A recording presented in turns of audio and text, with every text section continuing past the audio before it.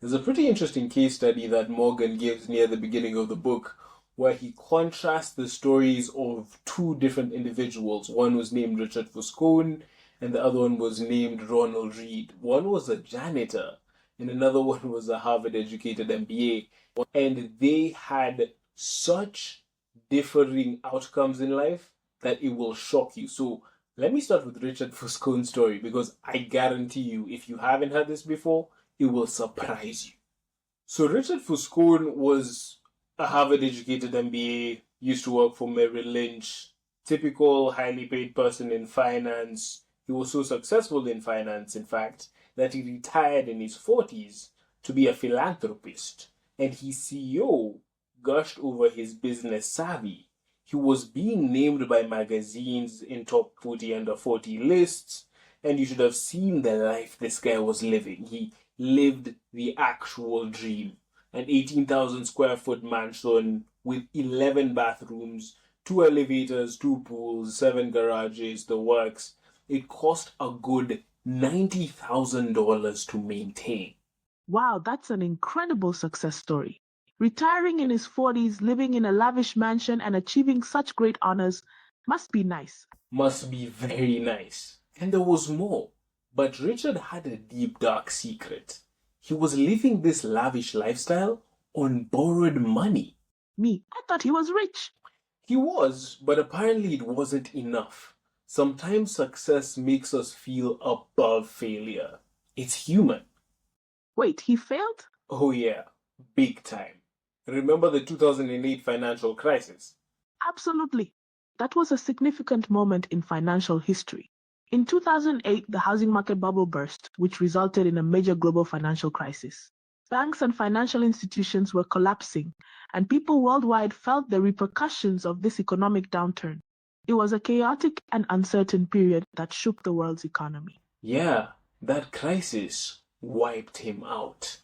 He had too much debt, illiquid assets, and apparently no income.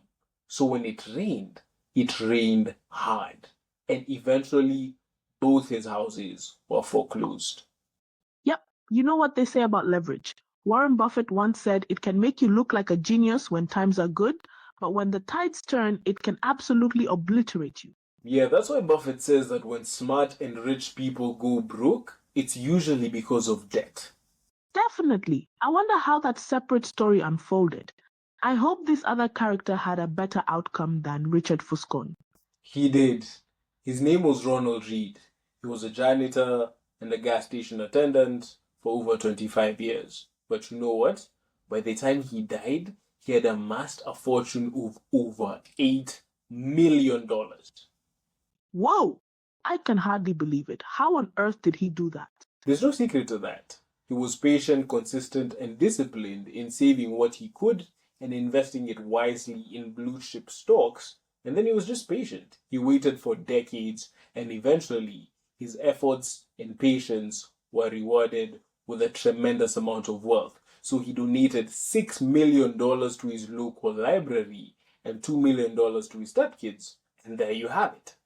Wow, so the key takeaway here is to be humble and debt-free while continually saving, right? Not necessarily. Plenty of egocentric people become very wealthy. And there's so many people who become wealthy because of debt. Think about Sam Walton, the founder of Walmart. He took an insane level of personal debt, both him and his wife, in order to build Walmart in its initial stages, and eventually it paid off. I think the lesson is more about habits. Good habits like being rational, patient, and disciplined with money will do you much better in the long run, even though you don't see those rewards immediately.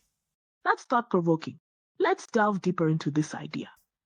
Think about the US stock market. I'm using it as an example because it is by far the biggest and most influential capital market in the world.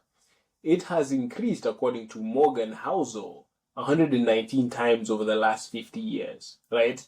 But through that time, through that period, if you are an investor who invested 50 years ago, you had to deal with numerous recessions, dips, crashes, and everything else. The market's gone up, down, and sideways, right? It's very hard to remain disciplined under those circumstances. But certain people like Ronald Reed did that, and that made the difference. You bet. The stock market has seen incredible growth, and those who held onto their investments have seen quite the return. But let's not kid ourselves. It's not all unicorns and rainbows. Navigating through market crashes, recessions, dips, and constant volatility isn't easy. If winning were easy, everyone would do it. So it takes a steady hand, a dose of patience, and a whole lot of resilience. That's right, and that's capitalism. At the end of the day, in capitalism, everything comes at a cost. And in this case, the cost for winning in the long run is a volatility and uncertainty in the short run. It's just a price you have to pay in order to stand a chance at winning. Hey, if you like that video, click somewhere to the right of your screen to watch the full unfiltered version. All the best and thank you.